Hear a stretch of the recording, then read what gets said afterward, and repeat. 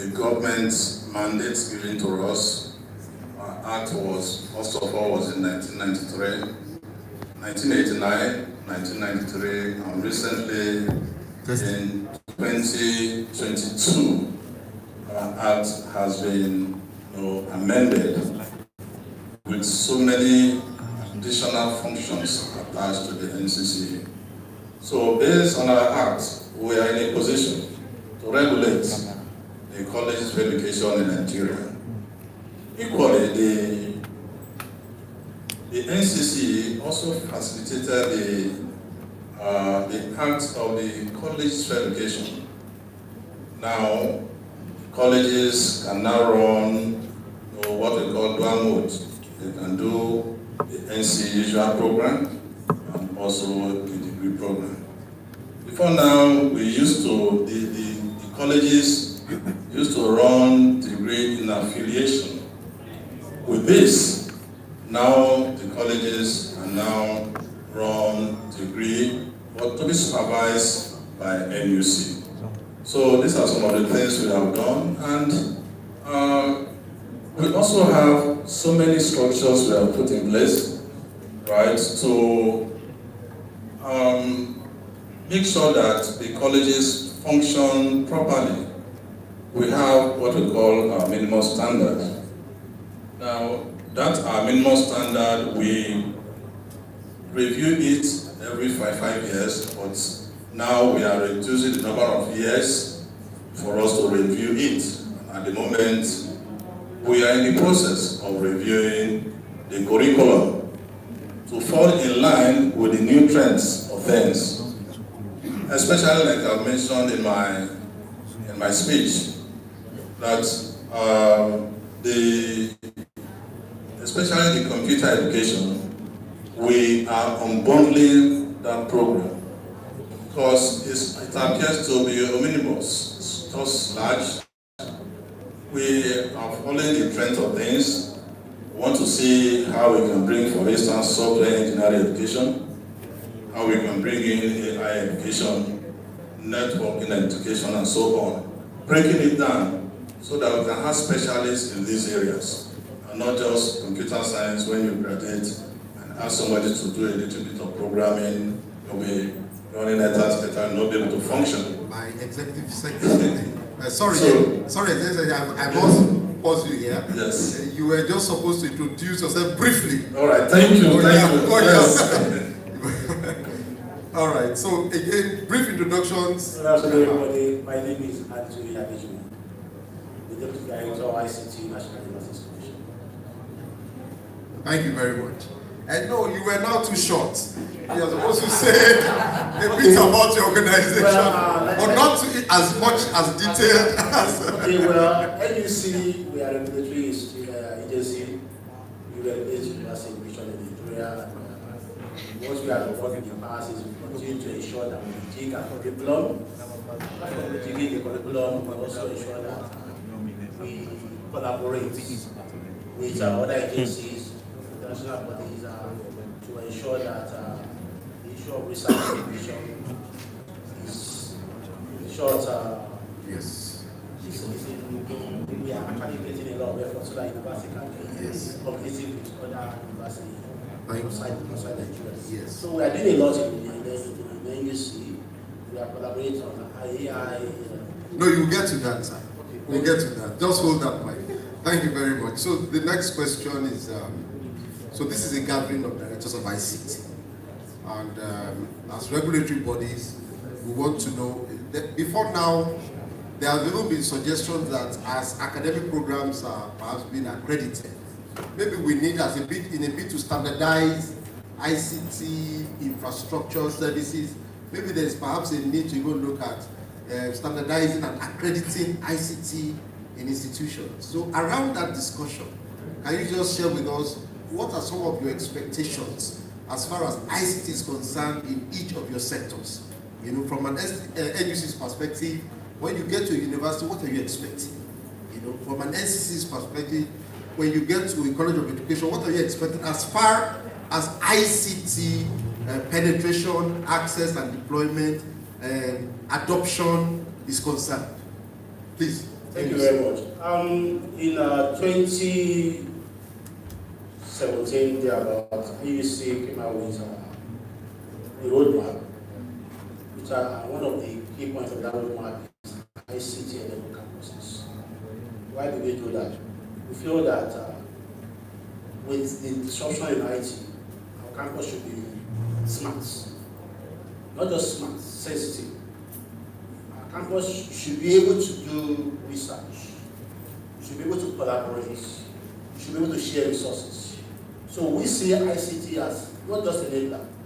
We see ICT as the main backbone driving access to university education. So for us in NUC, we believe ICT is the edge. If you have ICT, if you have a good smart campus, then you can do wonders. And I'll tell you what, before 2023, before we make that agenda, one of the best gifts NUC gave to the university system, even though the plan was beyond the university system, was giving the platform engineering. Because for us, we realized that we need ICT to drive sovereignties. We need ICT to do research. We need ICT to innovate. We need ICT to collaborate. So NUC came out with the idea of engineering. And if we actually understand what engineering is going to do for us, I believe before every director of ICT leaves this place, you should be onboarding on engineering, because engineering is a platform that helps you to solve a problem that you cannot solve. Thank you. I'm not sure your response was supposed to capture some marketing. No. It's not actually marketing. No. It's ICT. And I feel that, we expect a lot in terms of ICT from the university. That's why we keep coming out with so many ideas. Before we had ICT policy. Why do we come up with ICT policy? Because we feel that when there's a policy, it will help you to drive, access to, to university. For example, the first, during the primary, Professor Adito said something which I really appreciate. He said, do you have ICT policy and ICT strategy? And that's exactly what I want to talk. Because with ICT policy and strategy, that will give you direction of what you are doing. And when we talk about collaboration, if you want to collaborate without ICT policy and strategy, then what are you collaborating? Nothing. For you to collaborate, this is the only document that will give you room to drive the collaboration. It will give you the insights to know what to collaborate about. Okay. It will also help you to know who to collaborate with. Okay, I must stop you there. I know you are willing to speak more. Thank you, Mr. Adejumo. So, It's all right. the Secretary SC, Thank you so much. what are your expectations for colleges of education in terms of, but the DICT is here from the regulator? Yes, so those of them that are here, most of them are aware, or they are aware of the efforts of the NCCE in driving ICT in our colleges. First of all, I want to start from what we call our minimum standard. Right? Our minimum standard has in place all the necessary infrastructure you need to have in place in order to mount computer education. Also, in the minimum standards, we have a policy that all students that will pass through the NC program must be digitally literate. So, in the document, we have built in 2 GS courses, general courses on computer studies. In that case, any student that passes through the NC program should be able to live online, do a lot of things with the computer, with the phone on our own. That is one aspect that we have put in place within our minimum standard. Equally, in 2014, the NCC looked at a particular program which we call micro-teaching program in our colleges. Because when our students, when they leave, they go to the classroom to teach. So how do we make this to be effective, to build their confidence, to ensure that they are sound to go out and teach at the basic education level? So this micro-teaching program, with the help of TED Fund, we're able to build what we call multimedia micro-teaching laboratories in about 54 colleges at that time. Now it has increased with new colleges coming in, up to about 60 that we have built. What we have in this lab, those of the ICT that are here, we have a smart board, we have internet connected, we have the software, or we have LMS and so on built into it. This is to ensure that such students are able to learn digitally before they go out. And what is a micro-teaching? For those of us that are not in education, micro-teaching is a program within education system where you collect some group of students, you will take turn to teach other students.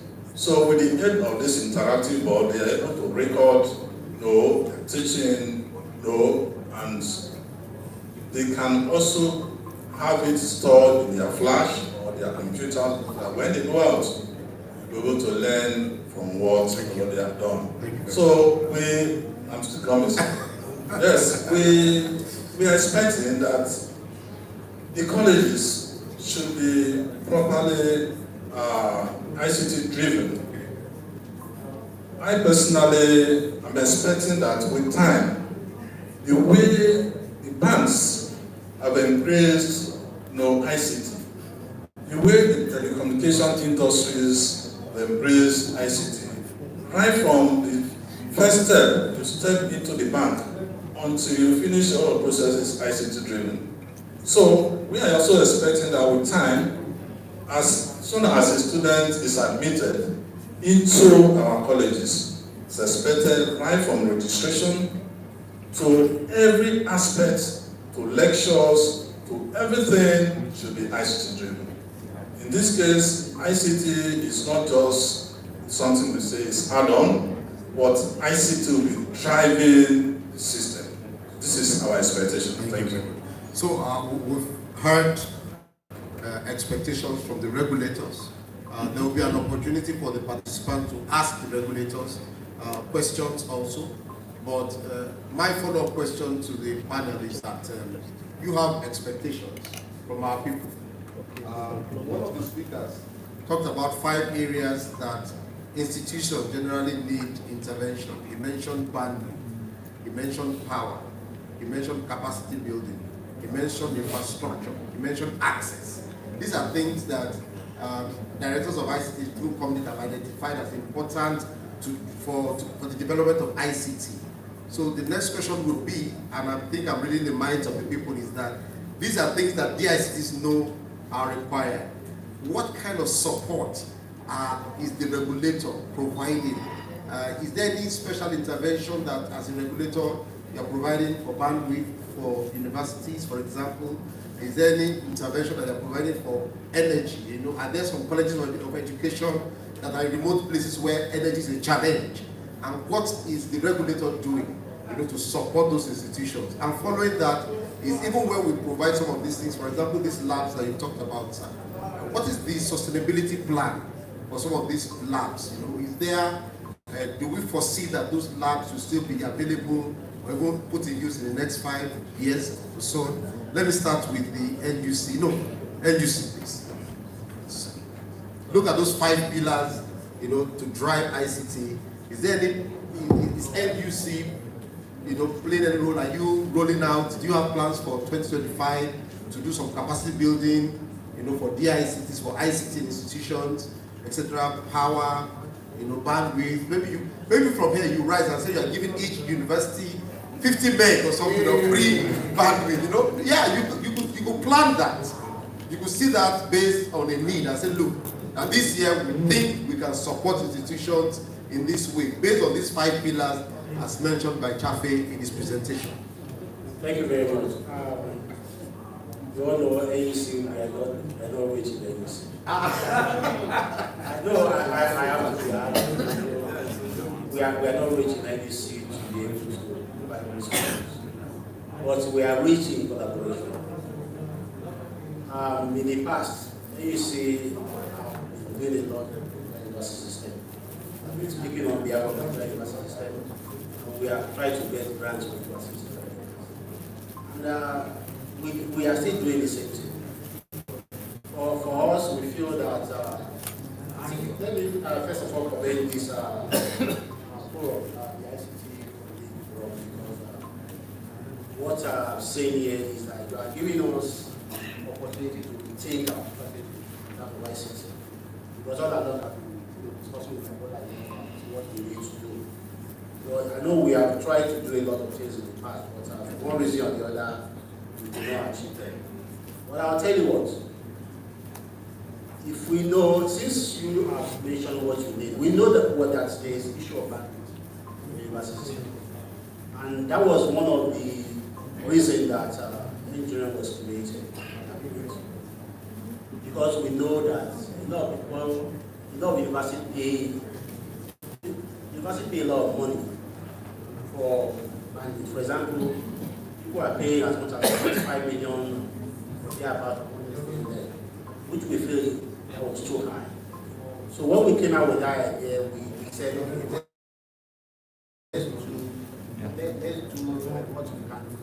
Let's collaborate and be able to buy bandwidth, negotiate with them to bring the price of bandwidth down.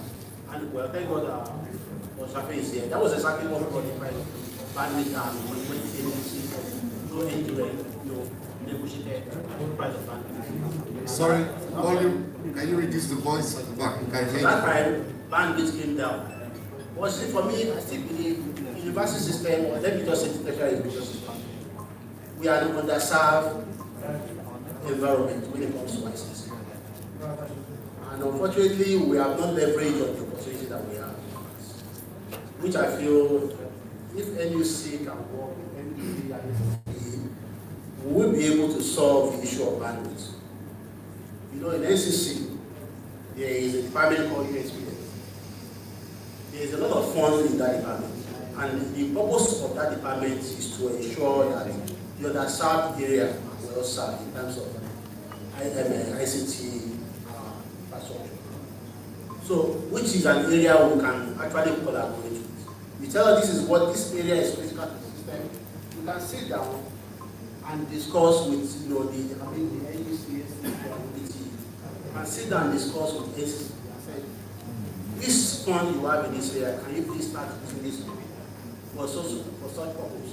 And they call the time when we did the big project, through this area that funded it. At the point they said they want to give it MB to the I told them, I said, no, people at university are only 1 year stay. So why you doing that, eventually? But see, what we are saying is this. If we come collectively to agree on the purpose, I can assure you that NUC, NCC, and MBT can collaborate to drive that purpose and ensure that we get government funding for bandwidth capacity. Thank you. Thank you.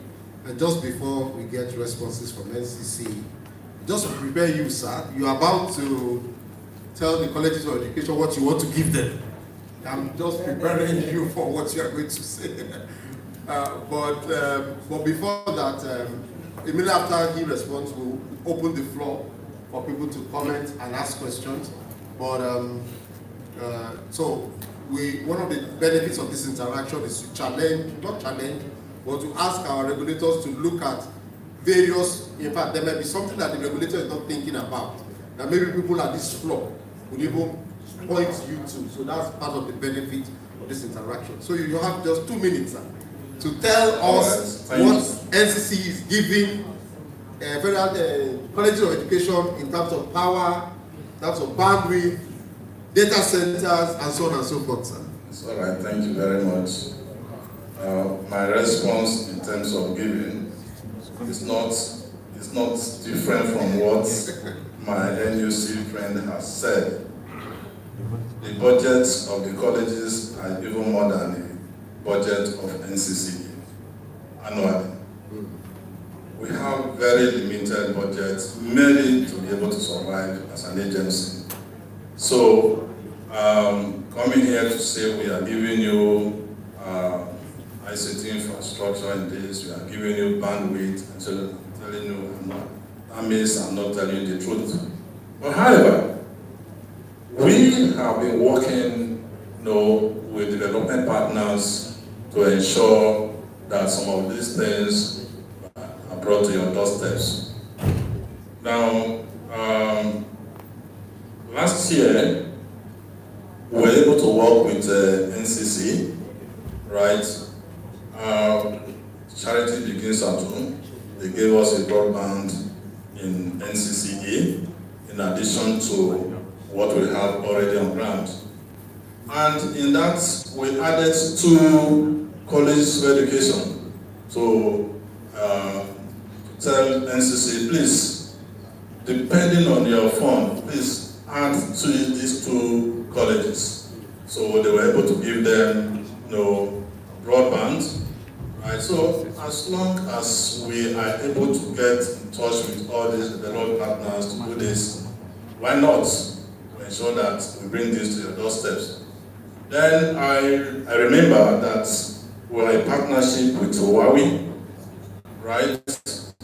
And we signed an MOU with Huawei some years back, where we have started training students from our colleges, where they also do talent hunts.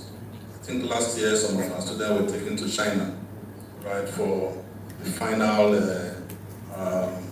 talent hunt program.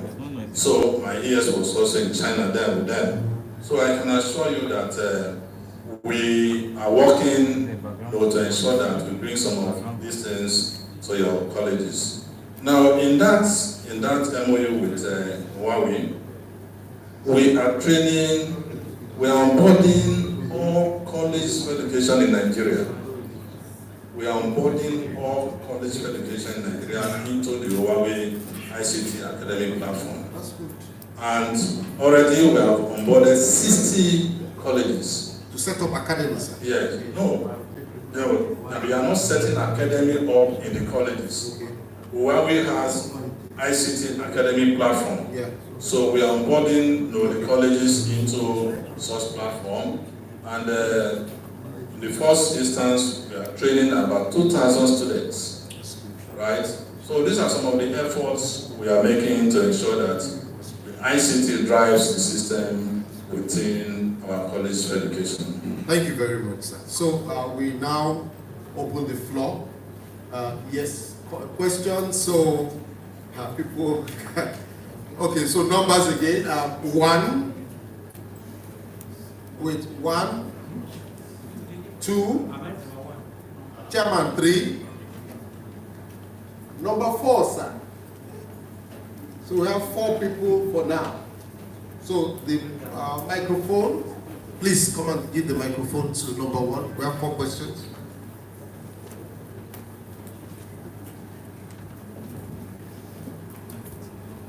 Thank you very much. Once again, my name is Sten Abu, Director of ICT at State University.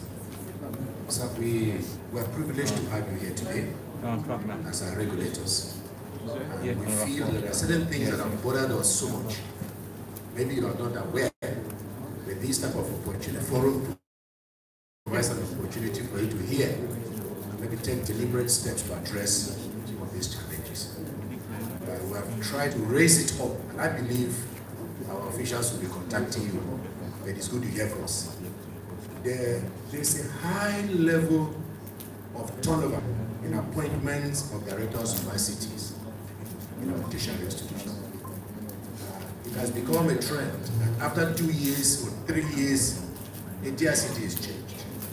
And there is a lot of inconsistencies in implementing ICTs at these tertiary institutions. And that contributes to the challenge, but that's a major factor to why we're not sustaining what we are doing in our institutions. And except we are very deliberate in addressing this, we'll continue moving around the cycle and we'll achieve nothing. There is a provision by our professional bodies. In fact, in the medical profession, before you can practice as a doctor, you must be certified by those professional bodies.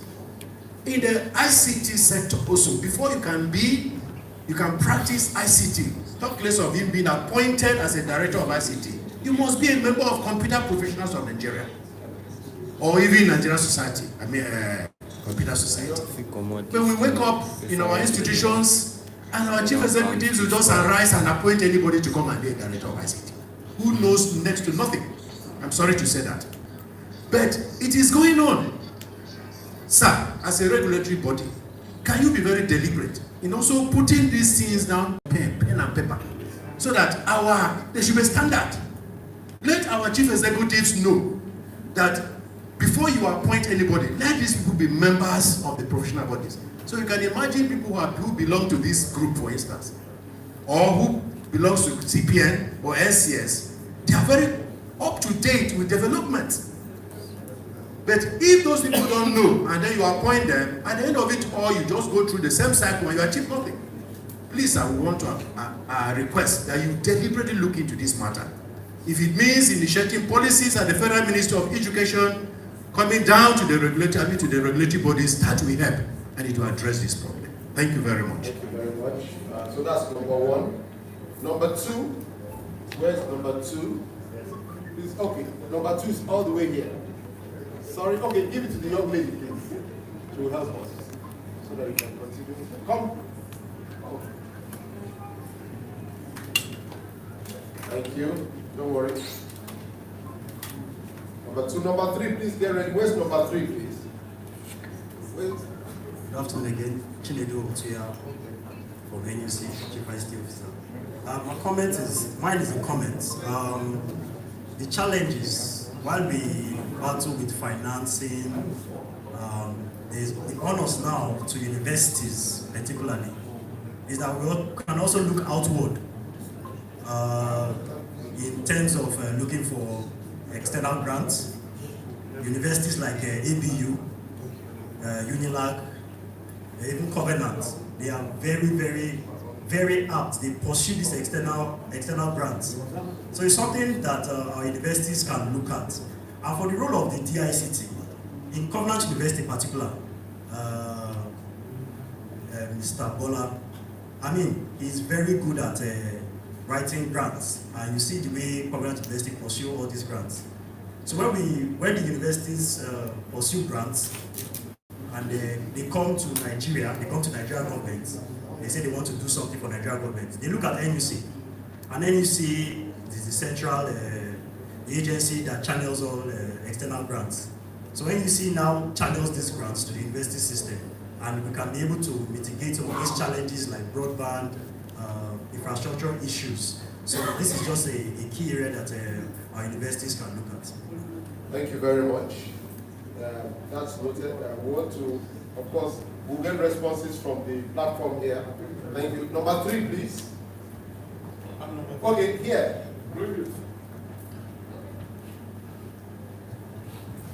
Thank you.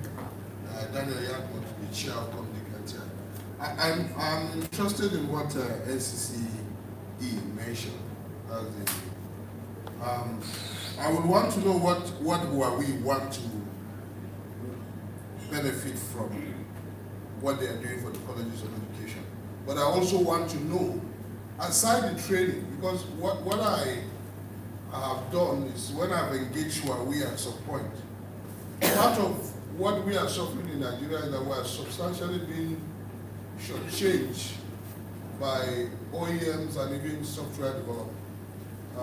When I found myself in US at way back as 2008 in Iowa State University, they were giving, for example, Microsoft a 25% market value. What do I mean? That if Microsoft was selling for $10 in the market, if I go to buy, a university student or the university gets it at $2.5. So, for example, yes, here are students being trained with Huawei products, but they will never find any Huawei products to practice with. So what are we talking about? They will not have the opportunity, because if you come to me now, you say you're a Huawei certified engineer, the next thing I know is that if I give you a job, you want to deploy Huawei equipment in my university. But by the time I look at the price of equipment you are giving me, I will tell you, sorry, I can't afford it. Of course, TP-Link is there, D-Link is there, and some cheesy equipment. But we know what happens. Those equipment fail quickly. Because they are designed quickly, hurriedly for a market, for cheaper. But we want to have the best of the equipment in our institutions. We want to have Huawei, we want to have Cisco, we want to have Juniper. You know, these solid equipment, we want to have them. Because they also have a longer shelf life.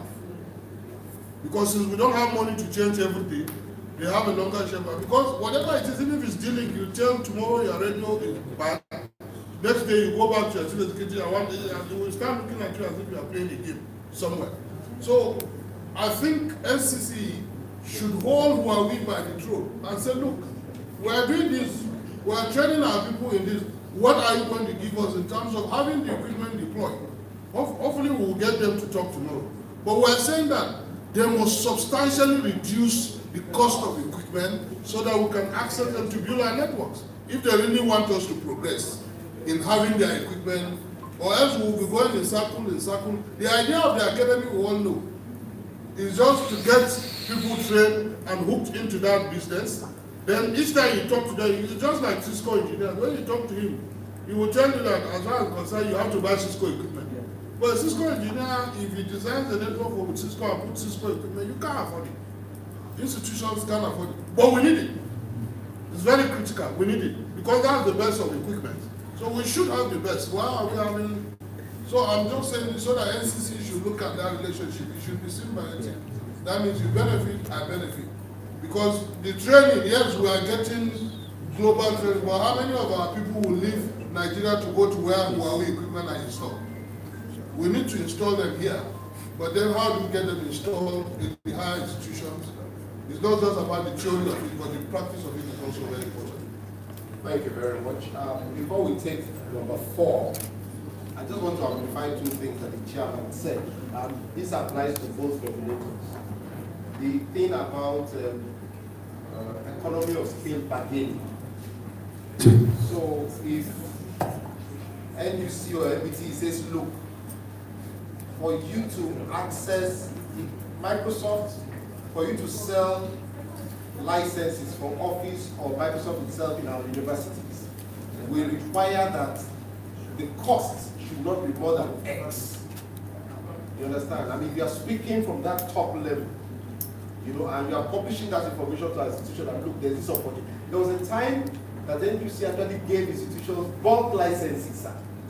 And I think that should be looked into.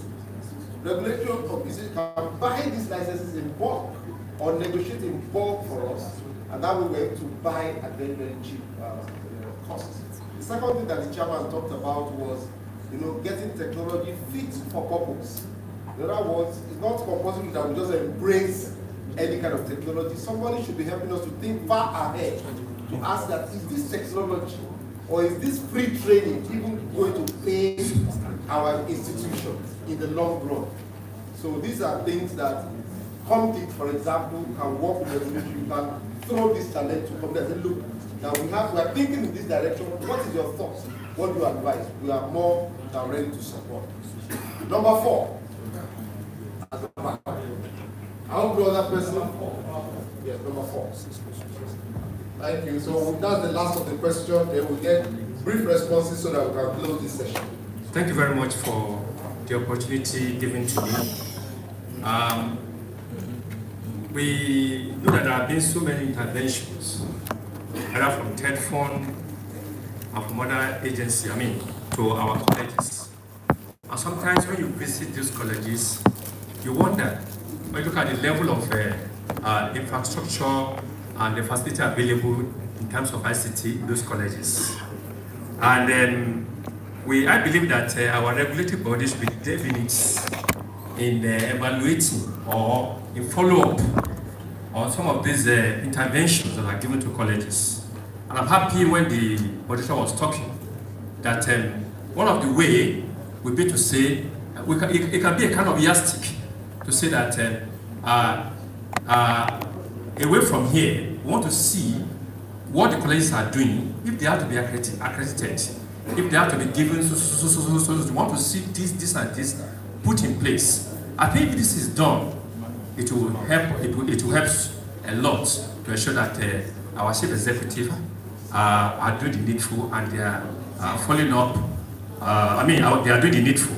Because when you look at even the micro teaching you talk about, micro teaching labs, and you see the state of those micro teaching labs today in some of our colleges, they are in serious deplorable conditions due to all other facilities, ICT facilities. I think in a way, our regulatory body has a major role to play in following up, keeping tab to see whether those interventions that are given actually been utilized.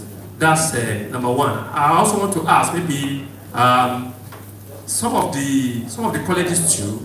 There are a number of interventions that are still outstanding, maybe with TED funds, and then for some of us when we came on board, we are finding difficulty in actually getting some of these interventions, and because it's not about a CEO sitting down to say this is what we want to use it for. I think the TICs in all various institutions should also be carried along, because we know what is needed for our people, and all of us should be working together.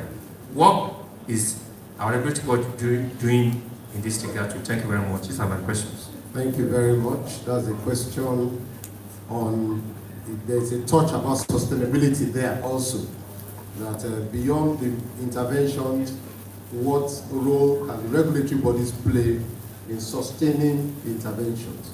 So we are at the closing session of this part of this session. We will just allow each person to take 5 minutes to respond to the questions, and then I'll give each one of them 1 minute to have their closing remarks. So response, 5 minutes, NCC. Right, thank you once more. The first comment was on the turnover of the ICT and those that are not qualified. That we are aware, the NCC is working on a policy that will make sure that all the ICTs in our colleges are ICT professionals. Those that have good ICT knowledge. Aside that, apart from just maybe a non-academic staff being a DICT, it is also possible to take a DICT from the computer education department. In that case, we are also dealing with ICT professional. So we are working on the policy on this, and that is going to be rolled out. Now, talking about the Huawei package, our MOU with Huawei. Now, that's from when Huawei first of all came with their proposals, I was a little bit skeptical. I asked, how are you going to gain, or how are you going to recoup your investment in what you are doing? Because this should be mutual, right?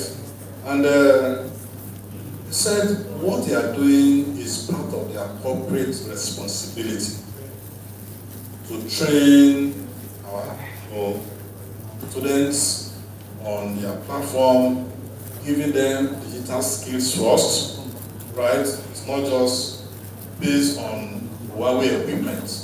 First of all, a general ICT skill, right?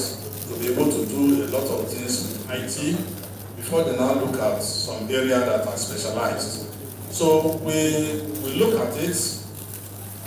The NCC is not losing, the colleges are not losing, the students are not losing. So how they gain this is probably by selling their equipment, right, to government bodies and to colleges and to others. So what we are tapping from is from their profit. But then it is also good to look into whether it is cost effective. whatever they are selling to us compared to other products, whether it is not a rip-off. This is an area we need to look into. As for that, then looking at economic of scale in bargaining, right? We in the past we tried to get bandwidth, right, for some colleges and so on. That was so many years back, and we went into collaboration and so on. But somehow, though, the thing did not work the way we expected. But right now, we are also working with a private company. It's a telecom company that we are going into partnership with, that they are ready to set up internet facilities in the colleges. Our own is to ensure that the rate at which they will sell their data should not be different from what the students can get from other networks. And also because we are looking at many colleges, for instance, over 200 colleges of education. So we expect that the data rate and whatever should be low compared to others. So we are also looking at that and we are working towards it. Follow up on interventions.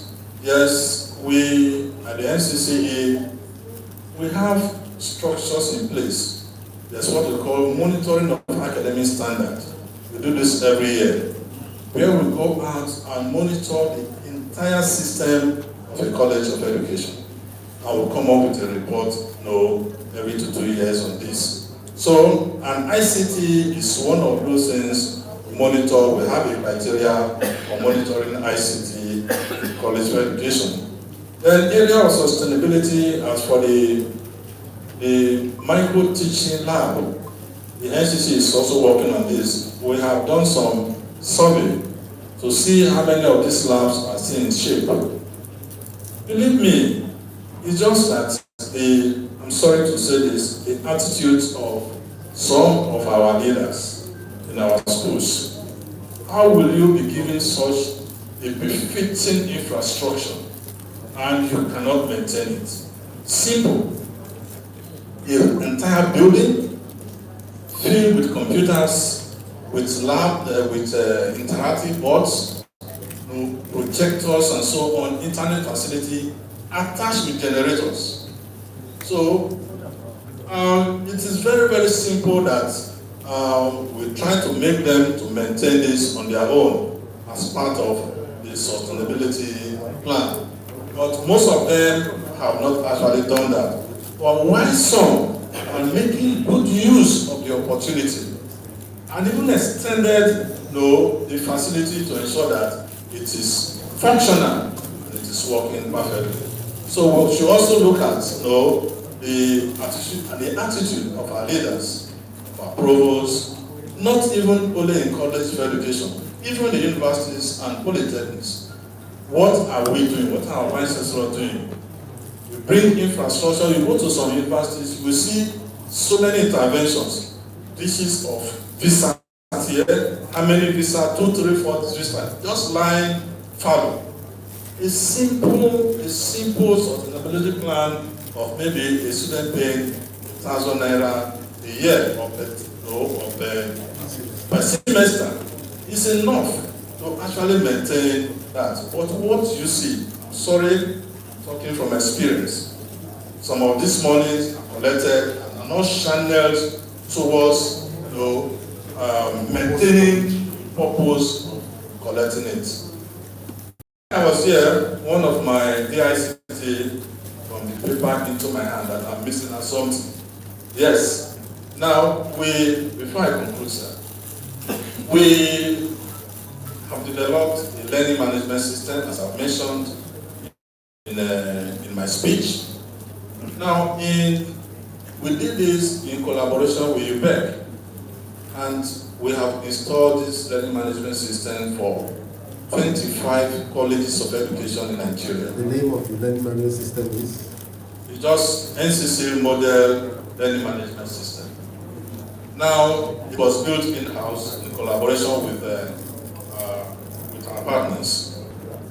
On this platform, we have trained for each of these 25 schools or colleges. We trained 50 academic staff.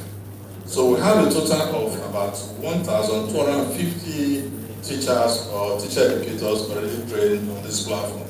So from our end, the NCC is working and we keep working and we keep doing what we know do best to ensure that ICT drives our colleges of education. Thank you. Yes, you can clap. The only challenge I have with that very good news is that it brings more variation to an already active ecosystem. You know?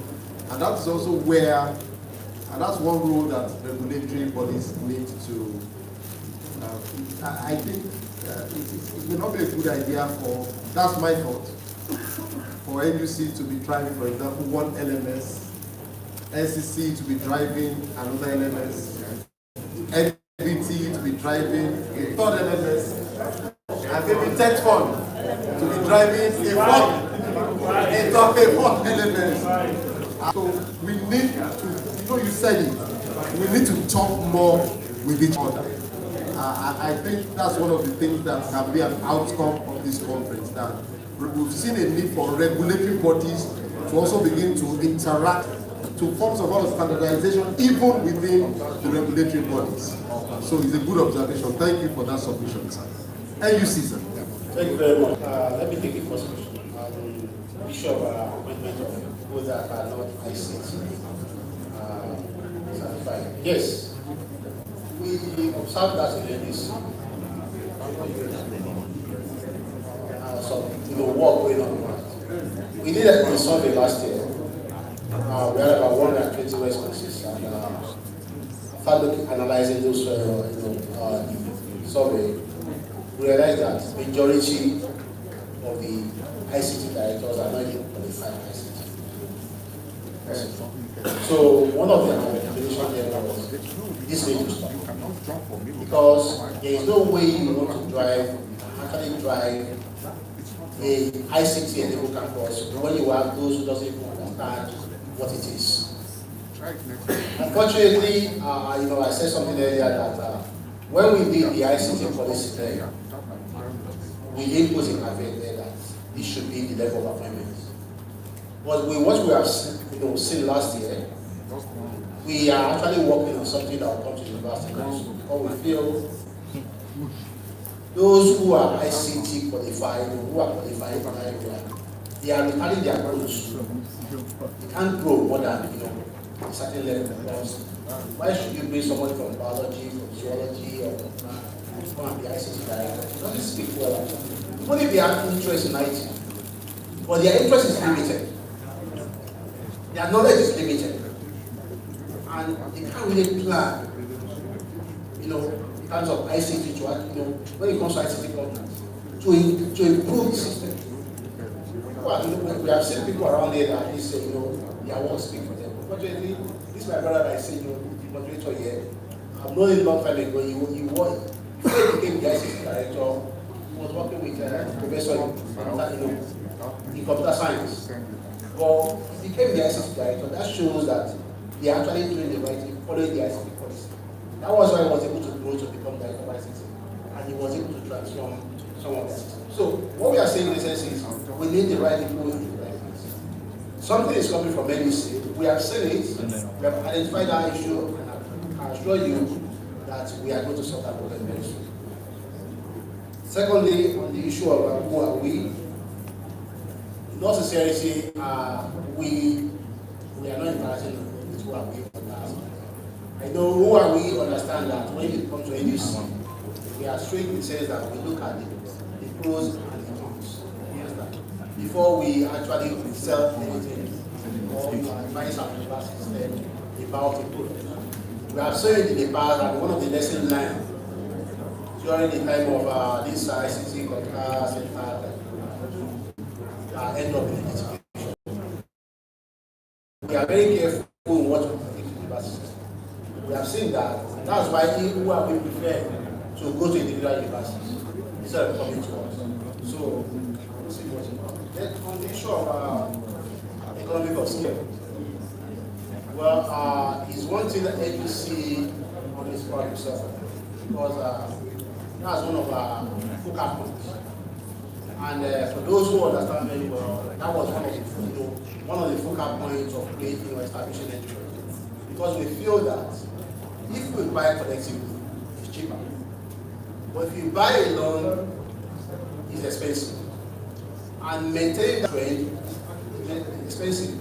Let me cite an example. When ESCO came, and a lot of people are paying as much as 10 million from here to more than on ESCO. But through NEC, using through NGO, we sat down with ESCO and said, you know what, we cannot pay this amount of money, it's too expensive. And I recall then, initially we agreed on 8 million, and at the point we agreed on 4 million. And I recall the last thing, ESCO said, you can give me 100 universities, I will take 2 million per university. But that was actually a good deal. Unfortunately, we do not get 100 universities to afford. I think I can't blame the director of ICT for that, and I cannot blame the university for that. It depends on the kind of leadership. If you have a transformational leadership position, I'm sure you will take advantage of it. So those are one of the things that we have done, and we still encourage. So that's why we said, if you are endurance, you can bargain in terms of planning capacity. You can bargain when it comes to subscription of databases, EBSCO, Science Direct, and all this. When we go collectively, it's our own advantage. When Blackboard came to Nigeria some time ago with the interface with us, the question I asked is, how much is it going to cost? And they said $100 per student. I said, no, it's expensive. Eventually, we did intend agreement with them because we feel that long-term sustainability is not kind of support. So, unfortunately, oh, sorry. So, now we are back with next sorry, which is, I feel, well, I can't see much. So, when it comes to collective bargaining, we actually encourage that. And I think for ICT, the committee on ICT, I advise that we continue to put this forward to the regulators, that this is what you want, this is what you think, this is how you think it can actually help to do your work better. So come as a committee, see the head of our regulators, NEC, NCC, NEC, bring out your challenges. And we feel that if you go this path, it will be cheaper for you. And I'm sure we collectively we are ready to collaborate with you and to even collaborate with the funding agencies and other other partners, even private sectors, to ensure that you get a price that is good for us. Thank you. Lastly, on the issue of infrastructure through intervention. Well, there are some information we are not aware about, and you see, so we can't monitor what we don't know. And then secondly, we believe that with some of the things we have seen in the past, sometimes you get intervention and the university ends up which is quite affording, because it's the same thing you want to spend money on. They bring it to you and you end up not using it. Let me just cite the unique example. What we did unique project, that was sometime in 2014. There's a lot of, NCC spend a lot of money through USP to provide smart classrooms and ICT. But unfortunately, a lot of universities are not using it. And those things became possible. So the question you should be asking is, do you need this intervention? That should be your first question. So if you have a good ICT policy on ground, your strategy, ask yourself, do you need that intervention? See, you can actually negotiate with these people bringing that intervention. I have this, give me something. It's not always easy. Yes, I know, but at some point, so the question is, there's no point giving you something you don't need. Correct. Because if they give you something you don't need, you are doing two things. Correct. You are wasting the slot for others that need it. At the same time, you are wasting the infrastructure. So, which need to stop. But you see, just let me just say that for us in the NUC, we are committed to the effort of the ICTs. We are ready to collaborate with you. We are ready to go to places with you. Anything you want, just come to us. We are available. However, yes, a clap is in order. He says they'll go to anywhere with us. networking, having bandwidth, having whatever devices is not enough. But when we collaborate intelligently, we can go to a lot of places. Thank and you. it's beneficial to all. Thank you very much, sir. So, thank you both our regulators. For the information of our participants on this panel, we were supposed to have a TED Fund also seated at MBTE so that they could also share with us their experiences. We will hopefully get another forum where we get their perspectives on all this. So 30 seconds, you've said all that you need to say, but we can still give you 30 seconds to say one sentence as your closing remarks and no more. If you've said it all, you can say, I pass, I've said all I want to say, but it's just good to give you the opportunity to have a closing remark in one sentence. Sorry, thank you. Yeah, a question? No, a reminder. Okay.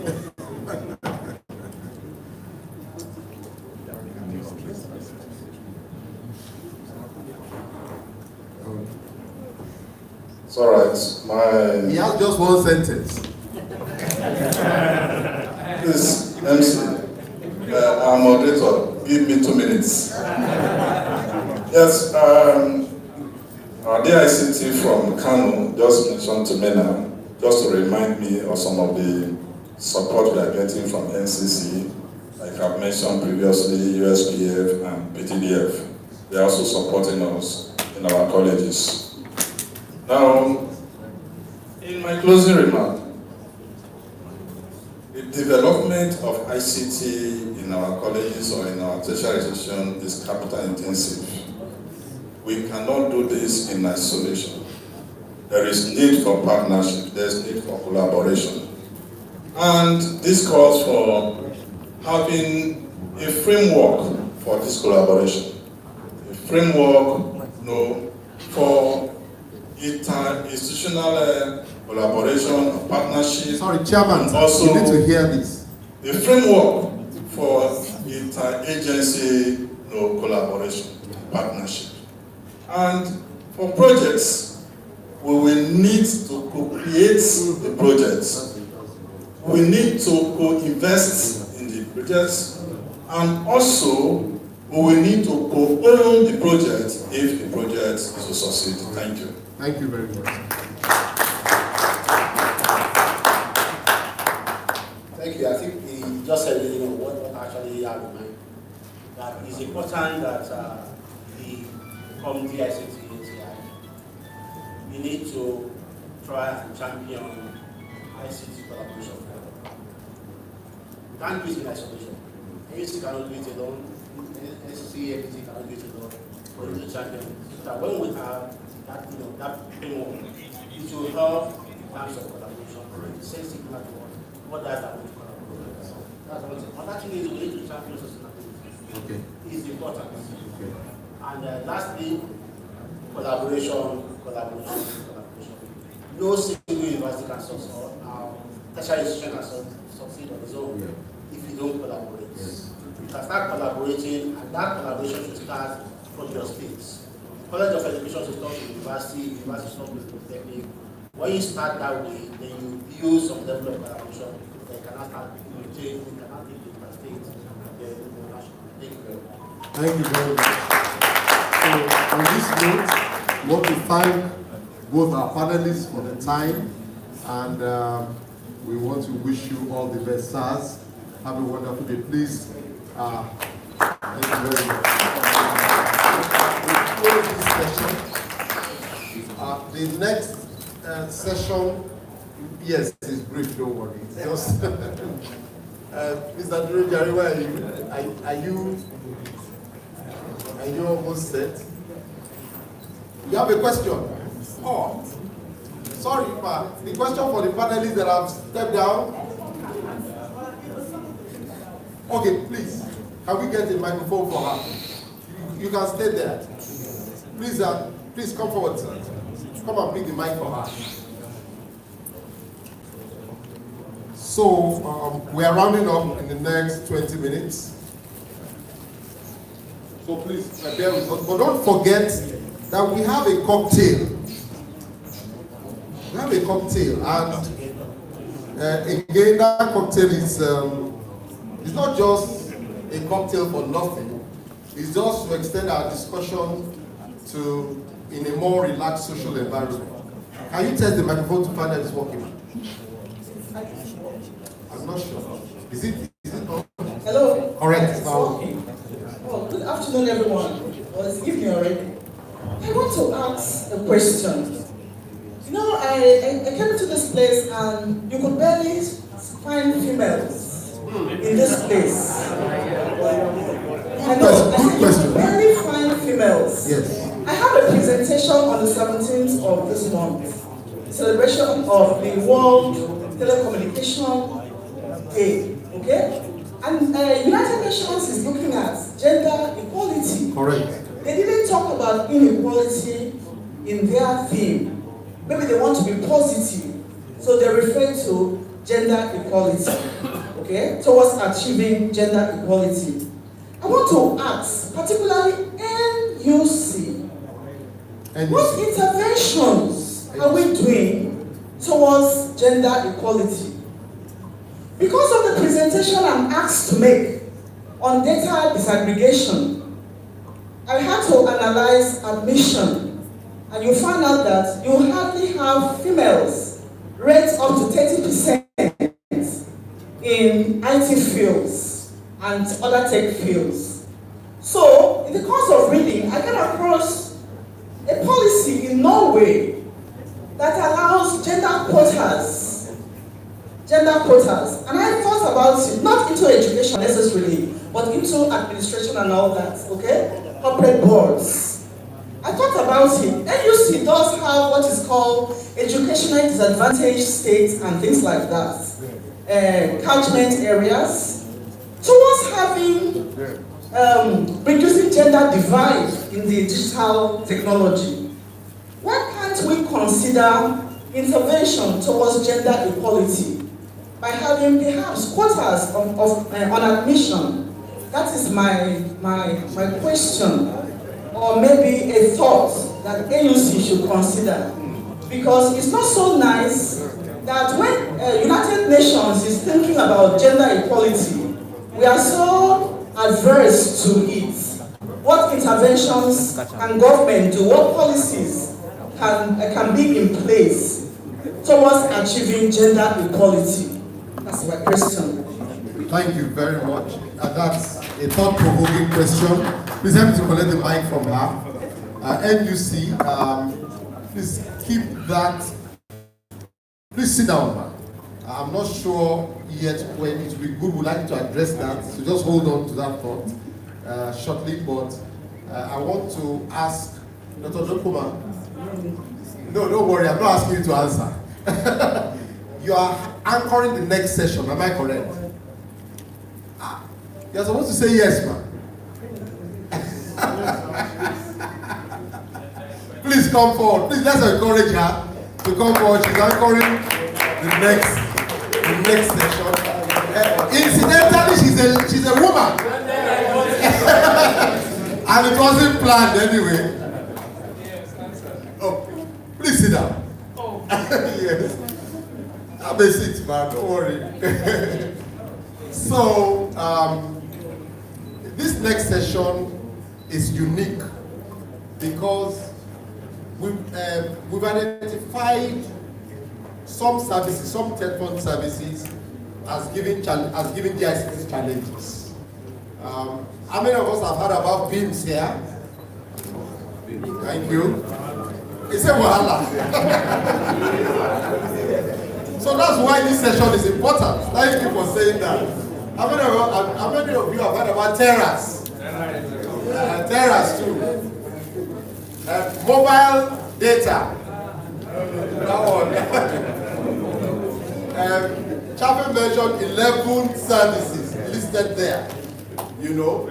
So, but we're taking just a few that she will mention. You know, and we have how many people?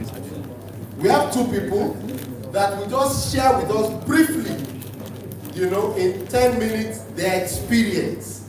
So that you can hear not just from Tetfon's perspective, one of us perspective about the experience. Then you can be sure that whatever answer you receive, they are, okay, I won't say genuine, because that gives the impression that the alternative is not genuine. But there are things that you can relate with. Do you know the names of the people? Okay. So, but they've been contacted. Can I ask the 2 persons to come forward and take seats? Let's clap for them. She will introduce them. So I hope they will bring your phone if it's not here. Okay, they will introduce themselves. So come forward if you have been identified. While they prepare, don't worry, come and sit down. The second person, who is the second person? Okay, please come forward. Some presentation, and I guess he's prepared, but you talk. Please sit down, sir. So, once she's anchoring this session, and they just have about 20 minutes for this session. And once we close, then we'll start preparing for the cocktail. Chairman, either yourself or the chairman LUC will talk about the cocktail briefly. But we also want to give, tomorrow we have sessions for our partners and vendors. We have good time in the afternoon, but one of the partners has requested a slight adjustment. I want to give the person 6 minutes to talk. It was supposed to be 5 minutes, but we've increased it to 6 minutes. So what's the organization?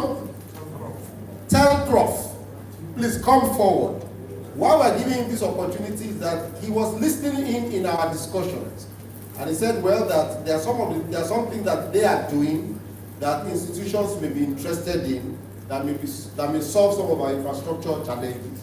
So while our presenters get ready, Telcroft will take 4 minutes to talk about, come forward, sir, to talk about what are I've heard him speak, and I know he can say everything within 2 minutes. So the 4 minutes is even too much. Every time the time is going down there. Please go and quickly say what you need to do. We want to say so that we can give. Good afternoon, everybody. Yes.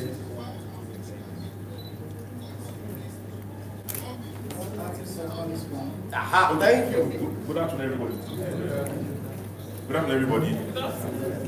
Thank you for having me. I stand on all existing protocols, and I'll go directly into the business of the day. I have very few minutes. So, the company is called Telecom Technologies Limited. We are a young company. We started operations in 2018, so we're about 6 to 7 years now. My background is from the OEM environment, which means I used to work with an OEM like a Cisco, like Huawei. And then we started a company born out of the need for the infrastructure, across various verticals, especially the education industry. So we have taken upon ourselves in the last 6 years to move around, talk to schools, and propose to them what we call network infrastructure as a service, which simply means we want to stand in the gap in the areas of infrastructure based on the experiences we've had and see where we can collaborate. And what we do, we go to schools and tell schools, we sign an agreement with schools where we provide network infrastructure that they require.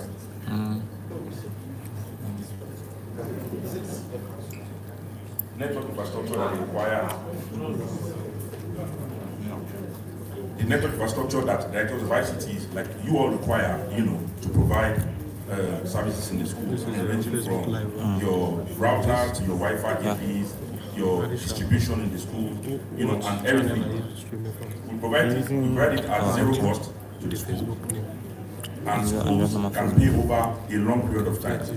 I'll use Delta State University as an example, where we have a network that has run for the past 5 years. We have deployed in Delta State University. We have a NOC where we have our backend. We have a tower. On the tower, we have a base station.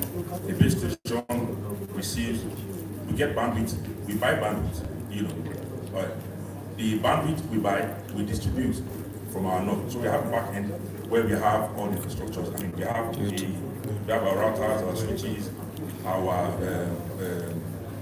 our servers, and everything, and we are able to distribute from there, both wirelessly and wired, either by microwave or by fiber, around the school. Connect everywhere, all faculties, departments, hostels, and everything that needs to be connected, and we monitor it 24/7. Now, that is the key aspect of what we do, because what we discovered is, most of the time, a lot of speakers have talked about interventions from various bodies, and we've also talked about sustainability. Most of the time, the interventions that are given will be given, but it's usually not sustainable because there's usually nobody to manage it wholeheartedly 24/7. So we have a team of people that will work 9 to 5 every day in the school that will maintain and monitor this infrastructure, making sure that there's uptime and the network is connected at all times. We also do, somebody also somebody from the crowd also talked about, equipment getting damaged, how do you replace it, how do you return it? We do all these things because we have partnership with a lot of the OEMs. The OEMs we use, we have a partnership with them. We stock equipment. We do what we call RMA, which means that if you get an equipment and the equipment gets damaged, we can replace it, you can do repair and return. We keep the stock. You don't have to wait you don't need to send the equipment, outside to the factory for them to replace it. We replace it immediately, and then we can return it to them and get another one back. And also, we also make sure that, another thing somebody else mentioned was power. We also provide power, also at zero cost to the school, to make sure that there's always uptime and the equipment are always connected at all times. Another person mentioned transfer of knowledge. We also do this. For every school that we go to, we have webinars, we have seminars, we have workshops. We collaborate with the schools, even with the students. There are some of my colleagues that are here that are students that we took from schools. Reynald is here, if from our Technique is working with us now. He started with us, with Indy. We also have students in Delta State University where we currently are.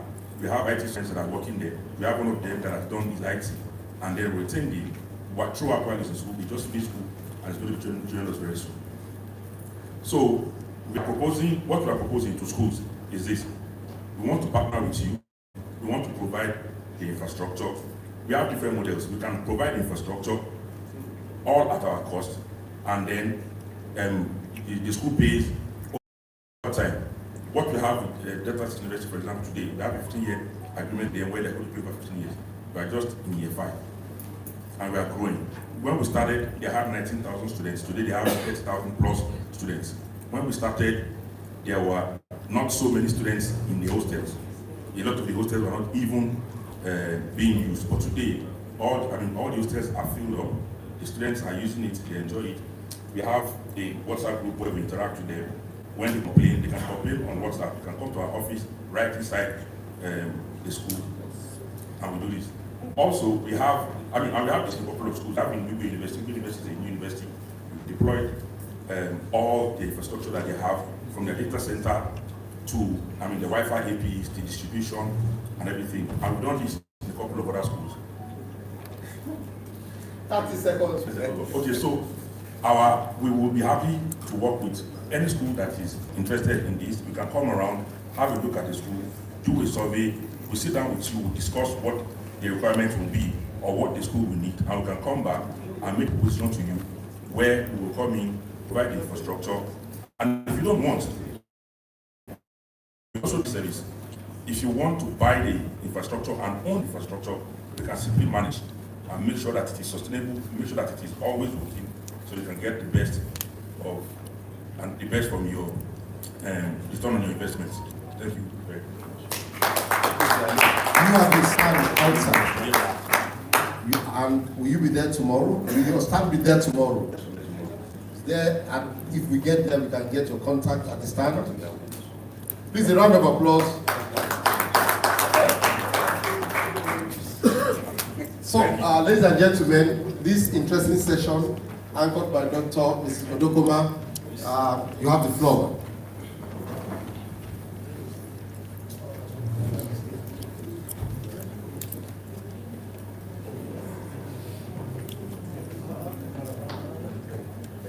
Good evening, Chairman. Good evening, everyone here.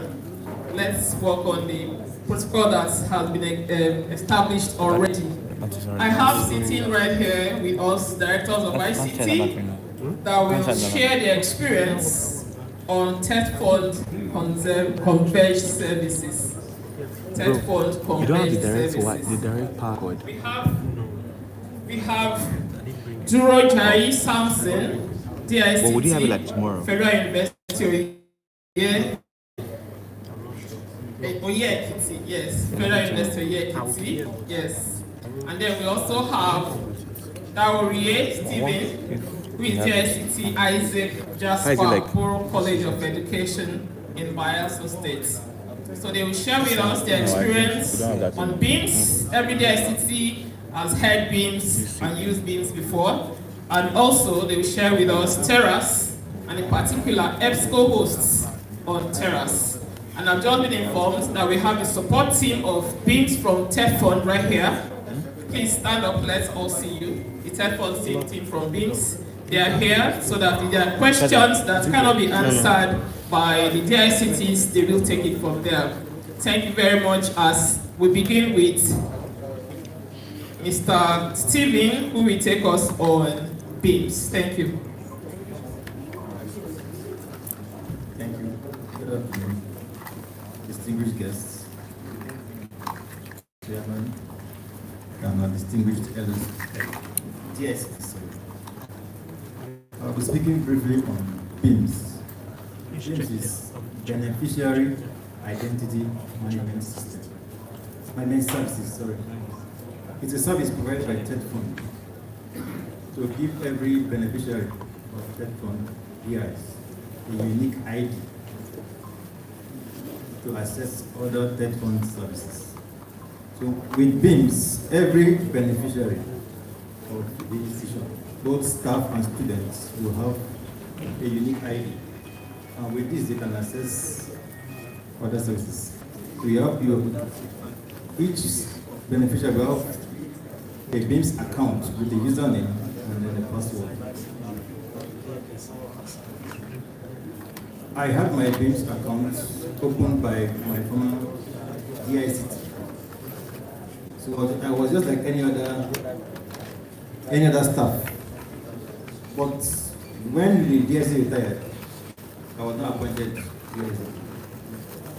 When I came on board, I was not given the role of DICT on this BIM on my BIMS account. So with that, I have access as administrator of the institution. So when you're on board, it is the DICT that who is the administrator that will onboard you. Then you are sent a password. You have the username and your password with a unique ID. With that, you can now log on with the default password that you can now change. So your desired password. Now the site is bims.tedfund.gov.ng. So with your details, you can log on.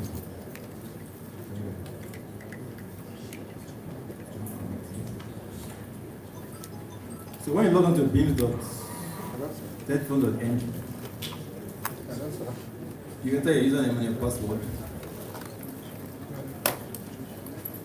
As any other user, what you get is your file data and your institutional data.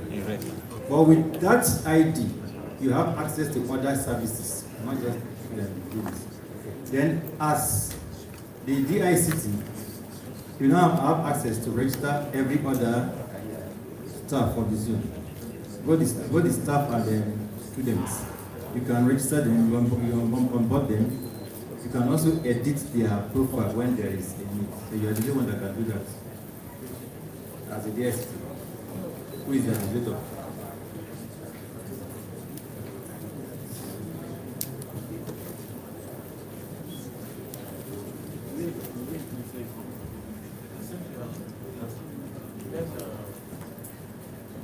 Just hold on.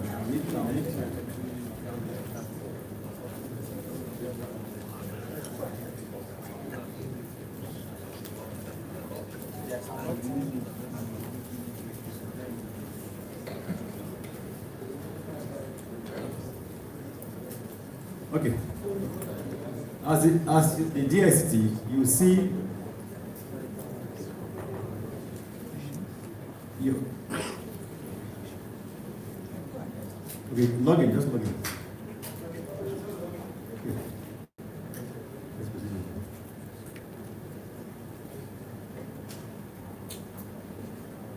As you log in, you have all the information for your institution. They are provided there. After you onboard a user, the user have to go and verify the email. The mail will be sent. If you look there, you see some red. It means that the individual or the user has not verified his email. If it is blue, it has been verified. Then if you scroll down, can you scroll please? To your right. You can, as the DST, you can edit the information. You can edit it in case there's a mistake somewhere. You can edit the information. Then when you go to manage, Yeah, if there's an issue, you can also work on it. If there's a password issue, you can reset the password. You can reset the credentials. You can change session. You can even assign a DICT role. In case you are living as a DICT and there's a new DICT, from here you can assign a role as DICT. Then the new DICT has access. Take it off, please. Now for institutions, you see the users, you see the teaching staff, the non-teaching staff, and then the students. Then you also look at the verified user. For the teaching staff, you see verified, the non-teaching, then the students. Then how do you add, if you want to add a new user? You create,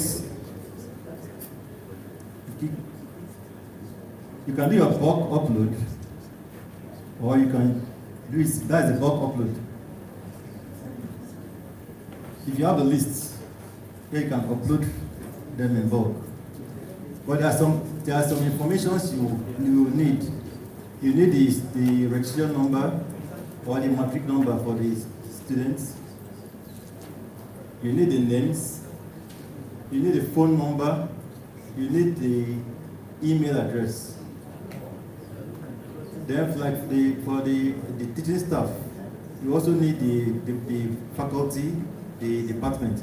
As the DICT, you will create those things, all the faculties. You can add, in case there's a new faculty in your school, you can add. You will also create a session. You create a session, 2024, 2025, the start date and the end date.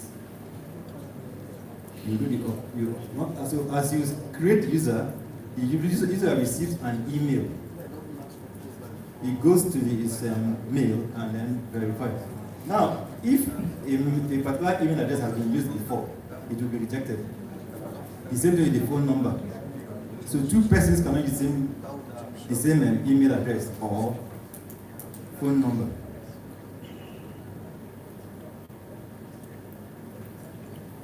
Go back, please.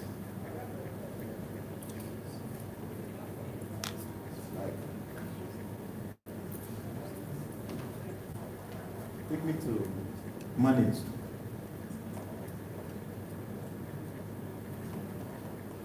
By the user. No, up. Manage module. Click. That's where you handle the different users individually, the staff, the students, the faculties, and the departments. That's where you can create them. The network. Connectivity, right? Yes. But once you are done, once you onboard any user, the user receives the email address, the notification.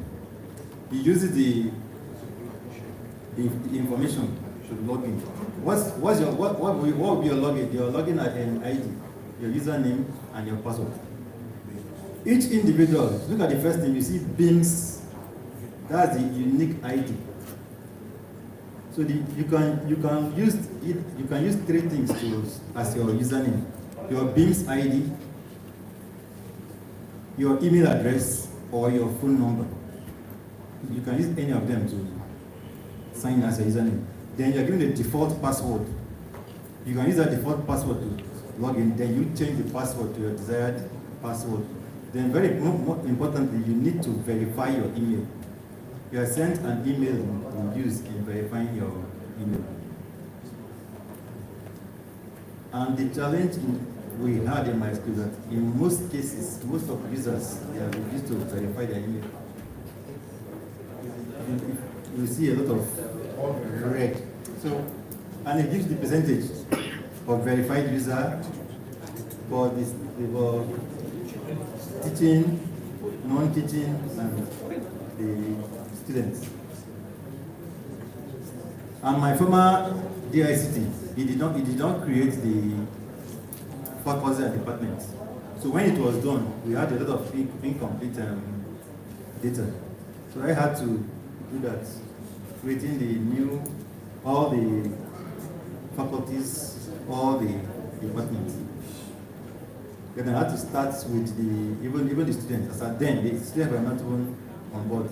I had to start doing that. Okay. That should be okay. Thank you very much. Can we appreciate the second is Dr. Yes, yeah. Do you have a mic there? Yes, I can. Okay. So, Mr. Samson Joja is also going to speak briefly. Yes, please. Okay, all right. So I'm just going to take it from where my colleagues stopped. And I will just simply take us through Terrace, and then we'll discuss other services that are currently being rendered by platform. I want to believe many of us are actually in the know of some of these services, whether they are running effectively or not. But we are just going to quickly go through the platform and just see how we can navigate and attend to few of our assignments as regards as DICTs. All right. To log into Terrace, Terrace is terrace.ng. It's very simple. Terrace.ng.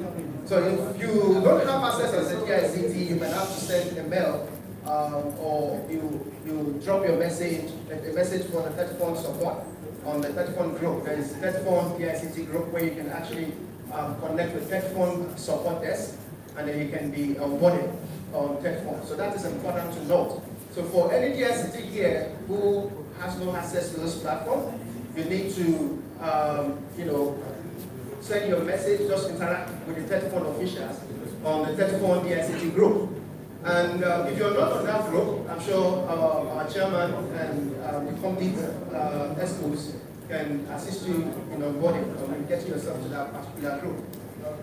So to log into Terrace encompasses a lot of other services that are majorly controlled by the DICTs of respective institutions. All right. So if you want to log in, you log into Terrace. I'm already logged in actually, but the URL is terrace.ng. All right. And I'm logged in as well. And on Terras, once you log in, you have access to these services, which is BIMS. The BIMS has just been discussed by my colleague over there. Now, the difference between Terras and BIMS is BIMS enables you to onboard your students and staff to be able to enjoy the services provisioned by TEDFund. All right. So all users who are within the confines of your institution should be able to access the services, which is the converged services, all right, for the entire, by each or individual institution. All right. Okay. So on BIMS, on Terras, we have the BIMS, we have the Eagle Scan, we have the sponsored data. I can recall that when that was mentioned, a lot of us laughed about that because that's not flying yet. All right. We have the Expo host, we have the ICTL. All right. A couple of us, I know we had training, a couple of training on ICTL some months back, now the last year. We have the Blackboard and the thesis repository. All right. So for me, to speak on my experience in terms of interacting with this platform. All right. So beyond the services, there are other services that you actually, operate on Terras, which has to do with your interventions. So you get to manage all your interventions, which is the beneficiary services under this module. So I won't go through all the menu. I'm just going to speak to the ones that concerns us majorly. So I'm aware that even when you log in as DICT on Terras, you might not be able to see this particular module, which is beneficiary services. So it's important that you reach out to TEDFund and identify yourself as DICT so that we can be given this access to the beneficiary services on Terras. All right. So when you click on the beneficiary services, you will see the beneficiary dashboard, fund available, intervention submission, nomination request, monitoring, and all. But for fund availability, it gives you the platform where you're able to see the fund that is accessible to you for all the interventions in every session, in every year. Let me put it that way. So you're able to see the funds, the one all the funds available to your institution anyway. All right, and then you can see the one that is ICT support. So that way, you will see the amount that is being assigned to your institution. Okay, and there you can also access the guidelines to processing those funds. So to start with. That fund availability only shows you what you have and what you can work with. All right, that's basic. And if you go to intervention submission, it also shows you a platform where you can initiate the process of applying for that intervention. All right, and it's very simple and short. Okay, you can see that I have this approved already. Many of us still do the manual process. I can tell you that that's quite tedious because we still do the manual paperwork. And we have to travel all the way from your respective locations to Abuja to make submissions of your hard copies. But you can do that strictly on Terras without having to move and eat from your location. So I do that. I don't have to move to Abuja to submit our intervention request, whether it is AIP request or first branch request or final request or monitoring. Okay, so while you're fixing that, I can just continue. Now, for each of your intervention, the guidelines are always stated on the platform which you can follow up. And so there are challenges where we have issues with our desk officers. All right. Now, our desk officers equally have access to this platform. And for some institutions that I am also opportune to interact with on some of those projects, because I know we are DICTs and we are professionals. So for some deployment policies, we consult for other institutions as well. And I've been, open to certain challenges where some of our colleagues sitting here had mentioned their issues and interaction with desk officers, taking over their job. Sorry, I would want to say you're DICTs, and it's about time we take our jobs more professional and more seriously. All right, so if you have access to this platform, please do due diligence, because this is where monitoring of our project starts from. Because if you don't know who your contractors are, then how do you enforce them to deliver quality service? So it's important that we, take ownership of our directorate and do the due diligence to follow them up. All right, so here, there are interventions that have actually been approved, but I'm just going to say that when you start new project, this is going off and on, but I'm just going to keep talking, all right, because I have a few minutes. All right, so you click on new project. Statutorily, the platform will provision you the amount of money that you have access to as an institution, whether a university, college of education, or polytechnic. The platform already has what you have access to, the fund you have access to, all right? And you can, to start a new project, see, it's at the top right-hand corner, you can see new submission. So if you click on new submission, it takes you to the platform, all right?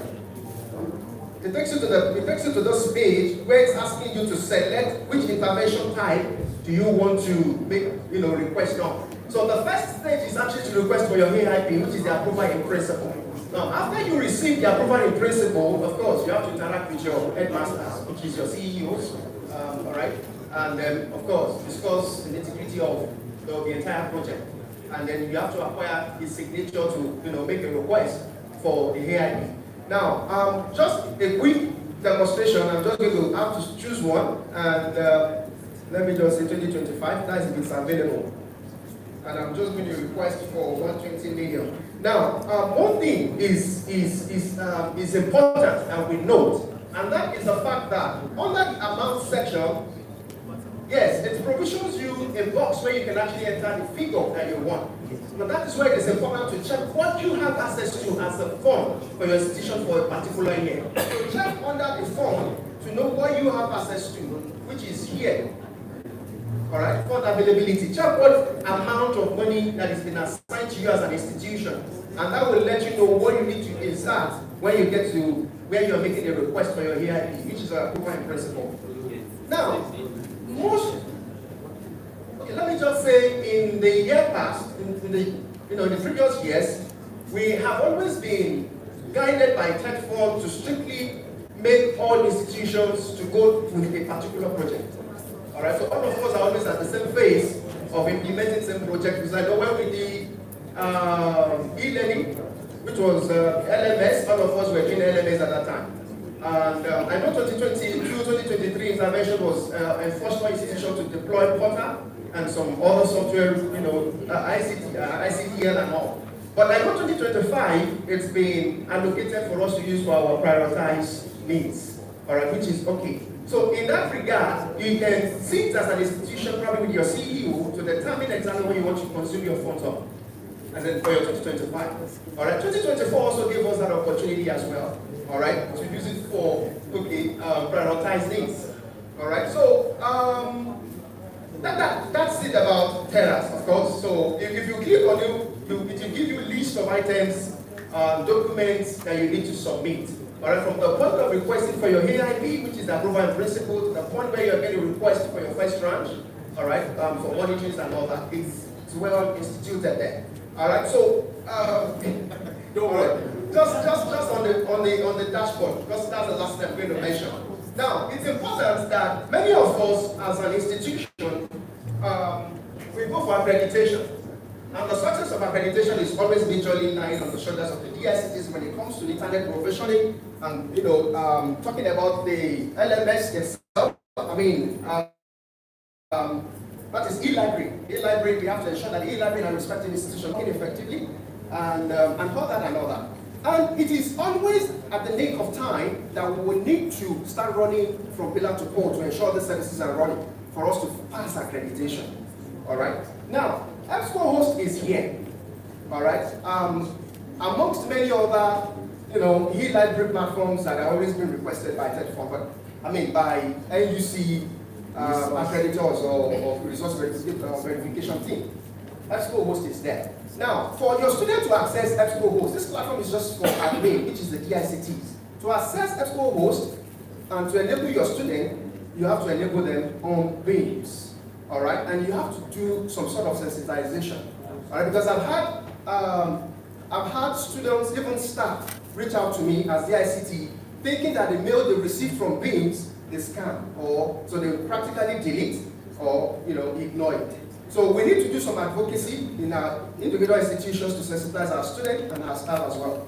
All right, about this email so that they can verify and be able to enjoy this service. these services. EcoScan is there. I know there are other reservations about EcoScan, but it works, but not as deep as other, plagiarism standards that we have.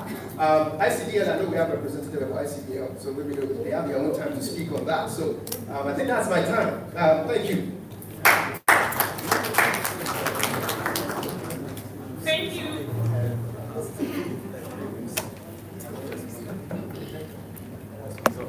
Hello. You see, he's trying to impress me. Thank you very much. Your presentations were really, in fact, if you leave the time for Troja, you just keep talking. And so we came up with a quick resolution to what you may win, so that we can keep hearing from him. But for now, we will take, let's hear from the support team. This team, do you have anything to add? Do you have anything to add before we take questions? Yes, please. Let them ask so that the questions will be fast. One minute. Thank you. Good afternoon, everyone. Good afternoon, guys. Is this? Yes. Okay, thank you. Good afternoon, everyone. Good afternoon, the ICTs. I'm Precious from the BIM support team. So in addition to what he said while he was talking about BIMs, I just wanted to add that what we currently have on BIMs is an updated version. We got feedbacks from DICTs, and then we had to improve the service we provide on the platform. My colleague here just showed us a bit of what we added recently. I know some of you have noticed that we have management module now and some other features. But yeah, let's just display and show you.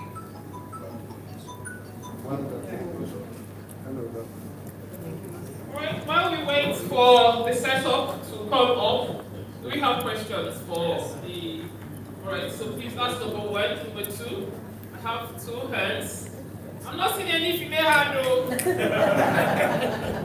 That's number three. Number three, number four, five. So five questions. Number one, please.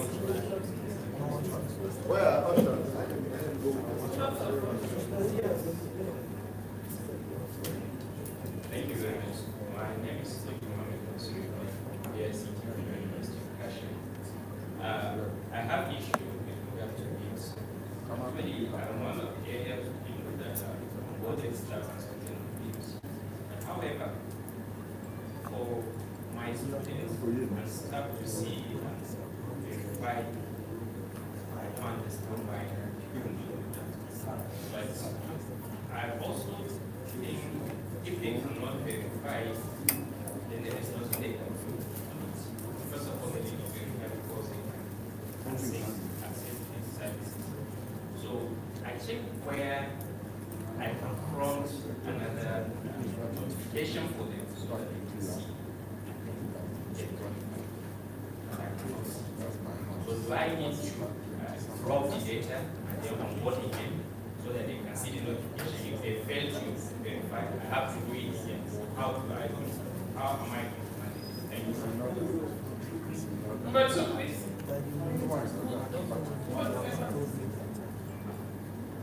Okay, I have about 10 questions.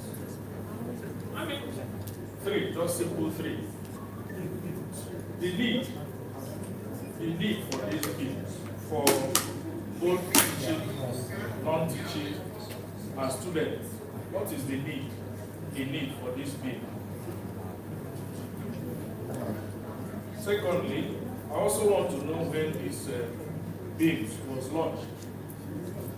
And thirdly, how do I get access to my institutional knowledge? Because my predecessor never submitted anything to me in terms of bills, and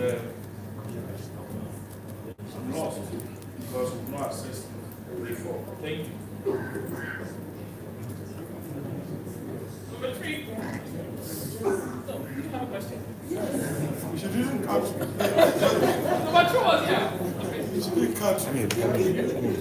Good evening. My name is Yazid Ibrahim. I'm a diploma from University. I think it's finally nice to meet Precious. I've been sending One of the things that we experienced was we had a staff. I didn't know he was from Birnin Kebbi. He was part of Birnin Kebbi University before, and then he moved to our university. So when we tried to onboard him, the system told us that the email already exists. So we actually had to go to Precious to actually get him registered onto our university. So and I was saying maybe we need maybe an interface in which we can make that submission, because we didn't know he was from another university and the email didn't go through, and again still the phone number didn't go through. He has to use a different phone number. Then with regards to one of the speakers, I noticed that he has 89,000 students. So I don't know whether some of them have graduated or they're all students.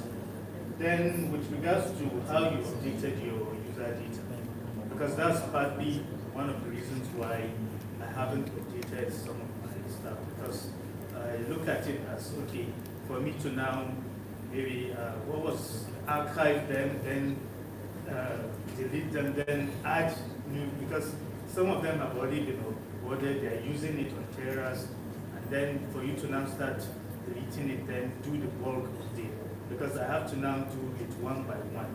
So we have to add departments and faculties that you mentioned. Then advocacy and trainings, because when we had Ferras and Blackboard LMS, you see that everything is dumped on the DIC. So you are the one who's now going to do the training. So I don't know, Blackboard, Ferras, they're paid to do training, but now everybody is saying if this thing doesn't work, the DICT that is responsible for it. But we are not paid to train 89,000 students. I don't know how it's going to do that. Thank you. Thank you. Thank you. Two more questions, please. We've taken three. Please, number four, please.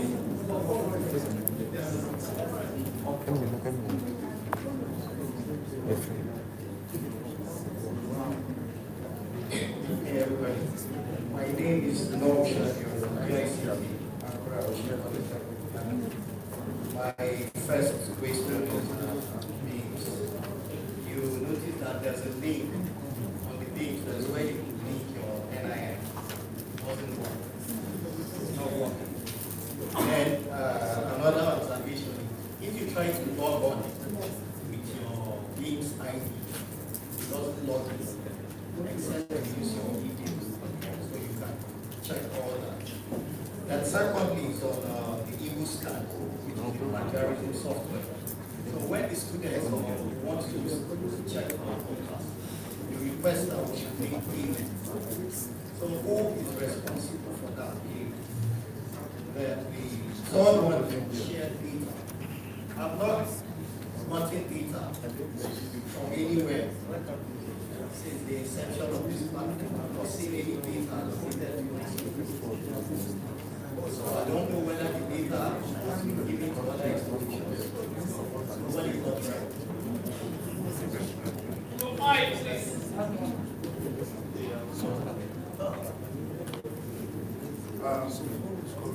I am Dr. Moses, Lecturer of DICT, Federal College of Education, Yola.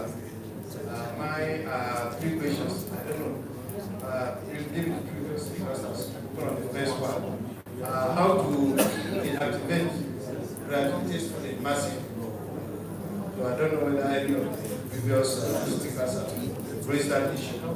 Number two, the update on date of birth and email for the first time that has logged in doesn't work, because if you update the date of birth, it will still show you the current date. Yeah? That's what I was saying. Yes. So it will show you the current date. So no matter whether you are born in 1900, it will show you the current date. Then there are information, I don't know, in my own school, if I log in, I found out that the school where the staff is placed is not the appropriate place. The staff they do from School of Agriculture, you know, placed in general education. These are my three observations. Thank you. Thank you very much. has raised hands in the end. Yeah, thank you. The president from our chief executive, yes. Yeah, my question actually is, when you have wrong data, there are times where I have somebody's record maybe uploaded or onboarded twice, and by the time the person comes complaining that he cannot verify himself, when I check, when I search, I'll say that it is duplicated. I'll say, okay, let me delete one of the records. Not fully duplicated, maybe one has staff number, the other one does not have staff number. So okay, let me remove the staff number and then now tell the person, okay, I'll now send the email again, login credentials to the person, and expecting that the person will be able to. So by the time I try doing it, it will not be complaining that the email already exists. A record I say I have deleted, but yet it's still there. So I don't really know. You know, at the time I said, I even spoke with form. I don't know if it's one of the persons here now. That is it? Are you in form? Okay, call me on the phone, guys. So I spoke to him and I told him that this data, I don't want these ones again because they were errors. So I want them deleted completely. But it's like they just archive them and the system still recognizes them. So you see, student is telling you for something thousand, whereas it's not up to that. My pressure is that, oh, this set have been deleted. I want to create fresh record. Yeah, that thing is not working.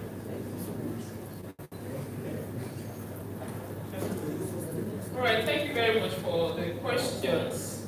I don't know if you have questions about basically beams. I think all the questions centered on beams. So let's see the ones.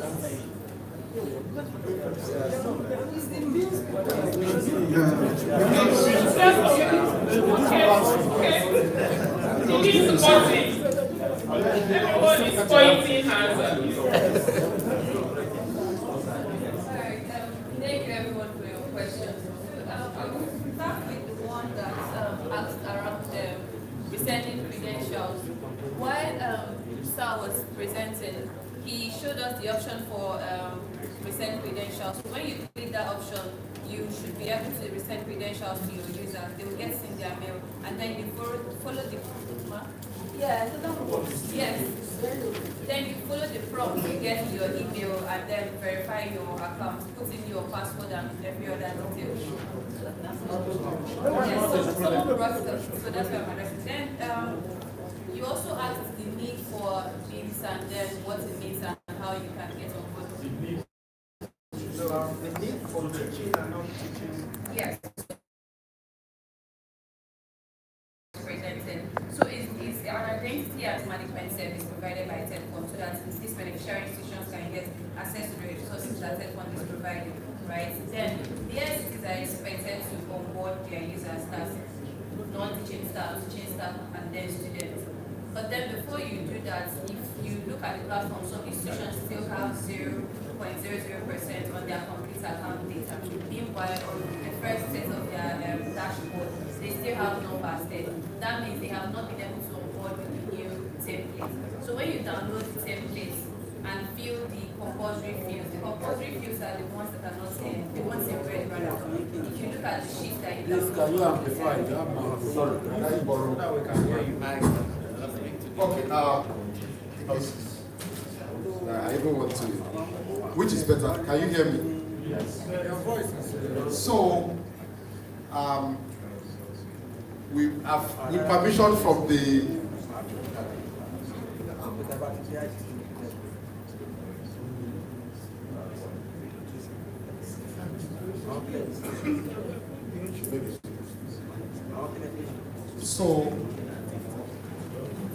So we'll address all the questions, but the moderator, she was rubbing minds with me and we said that because of this, how important this beams is, that can we request that tomorrow morning we carve out 30 minutes where because it's not enough for them to be talking about these things theoretically.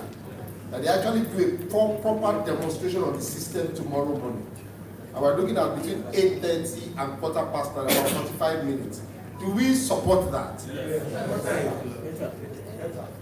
So that they come by 8, we do 8:30 to 9:15. And there's a proper hands-on, something that what Mr. Tulojai was doing. But then, you know, there are some things he can't do because it's a live, he may not be able to edit or modify, but they will come with demo accounts and they will answer some of the questions that Madam Aujipoli has also. Because some of these theoretical answers, it is not cut for what we are asking about. So, I don't know, so 8:30, let's be here. We'll start by 8:30. They'll be here before 8:30. We'll start by 8:30, we'll be here. They will run for about 30 to 45 minutes, and then we'll know that everything concerning beams will address this. The eyes, do we have eyes? The eyes have. The eyes have. Okay. Sorry.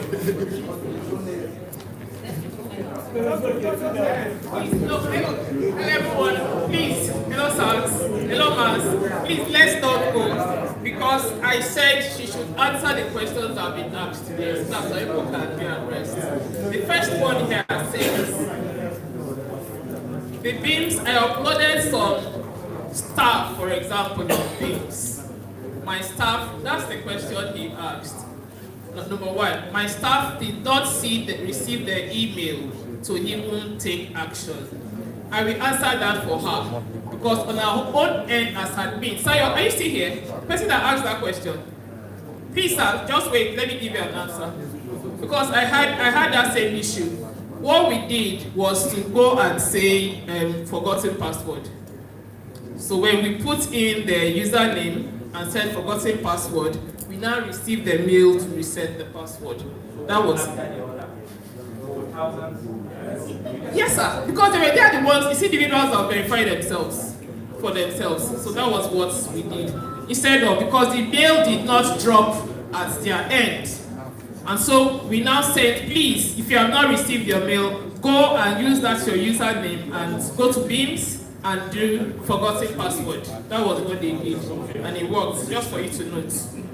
The next question here says, I do not have access even to Beams. These Beams you're talking about. Please, if I am right, it's Telephone that will give you the access, right? How do you get it? The DICT. Okay, for the DICT who doesn't have access yet, I'll just share with you what you need to provide for us, and then we'll onboard you as a DICT in your institution, so that you can onboard your users. I'll forward that to you, sir. Question 3. The next question has to do with the email already exists because the person was onboarded in another institution. Okay, so we had the same issue with one of the DICTs here last week, and after the whole thing, we found out that he's already under a different institution as a student. So we had to take down the person's record from that institution. That could be the same case. So we had to take down the person's details from that former institution and then onboarded them in the current institution and under the user type they are in that current institution. So that could be the case if you keep getting the email already exists.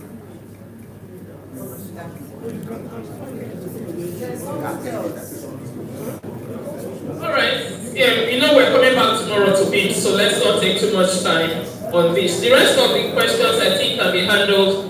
Bulk deletes of graduated students, deleted accounts still existing, new link not working, and all that. I think they can be taken tomorrow.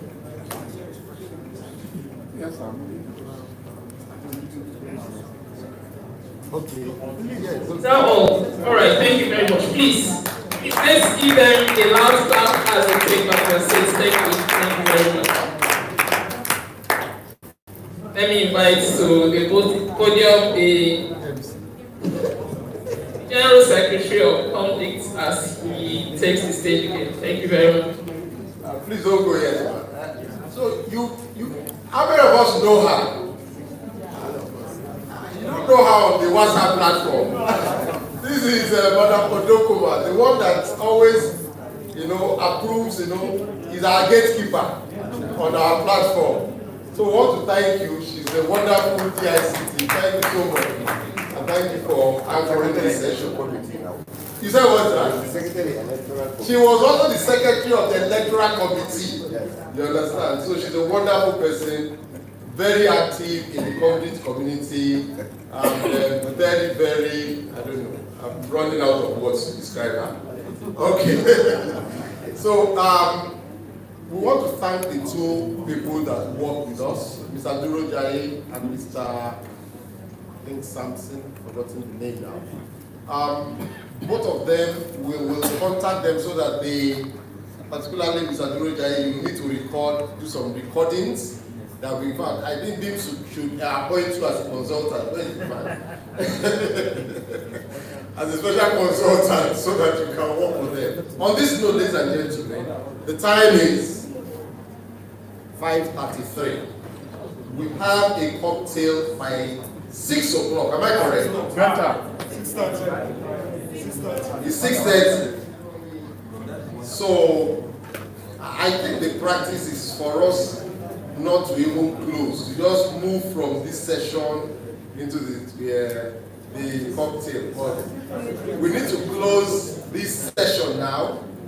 And then, where is the venue of the cocktail now? It's just down this corridor. The cocktail is another session. So we just want you to relax. There will be food and some drinks there. But the key thing about that cocktail is the interaction.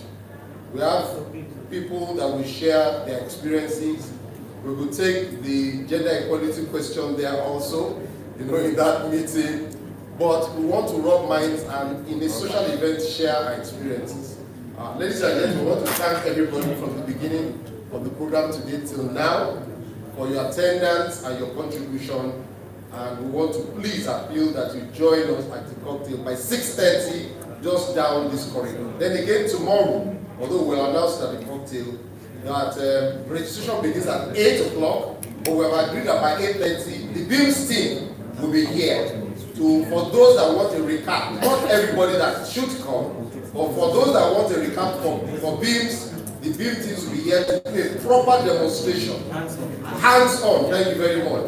From 8:30 to about 9:15. But the program itself will start as from 9 o'clock. Ladies and gentlemen, on this note, I want to thank you and wish you a wonderful evening. We'll meet at the cocktail. Thank you very much. Thank you very much. These are one DICT ABU and a couple of DICT that are featuring at the cocktail. So please see me briefly. Yes, DICT tell you if we have been interacting with respect to the cocktail, please just see me for 1 minute to finalize our program. Thank you very much. See you by 6:30, just down this corridor, please. Yes, let me get my contacts.